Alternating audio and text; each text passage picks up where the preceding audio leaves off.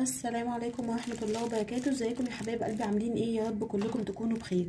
النهارده يا حبايب قلبي هنعمل مع بعض وصفة حلوة قوي قوي في التفتيح، هتفتح لنا بشرتنا بإذن الله من 3 درجات ل5 درجات، حلوة جدا جدا. زائد كمان ان هي هتشيل معايا اي هالات في البشرة، زائد ان هي كمان هتخلي بشرتنا ناضرة وفيها لمعة جميلة قوي قوي. بشرتك هتبقى حلوة قوي بإذن الله بدون عيوب. في الوصفة دي جربيها ان شاء الله مش هتندمي، وكل حاجة من مطبخنا. يلا بسرعة نقوم مع بعض كده نعمل وصفة. يلا نشوف مع بعض يا حبايب قلبي مكونات الوصفه ايه هي. وقبل اي حاجه نصلي على النبي كتير جدا جدا، ويلا انزلي بسرعه اشتركي في القناه لو انت مش مشتركه في القناه، كمان ادعمينا باللايك. يلا نبدا مع بعض الوصفه ونسمي الله كده. معايا هنا يا حبايب قلبي كده زي ما احنا شايفين، معايا اللبن البودر السحري للبشره اللي بيخلي البشره ناعمه وجميله وفيها نعومه حلوه قوي قوي، زائد بياض بيخليها بياض كبياض التلج، حلوه قوي قوي. بصوا، لبن البودر ده سحر للبشره يا حبايب قلبي، جميل قوي قوي، مش بيخلي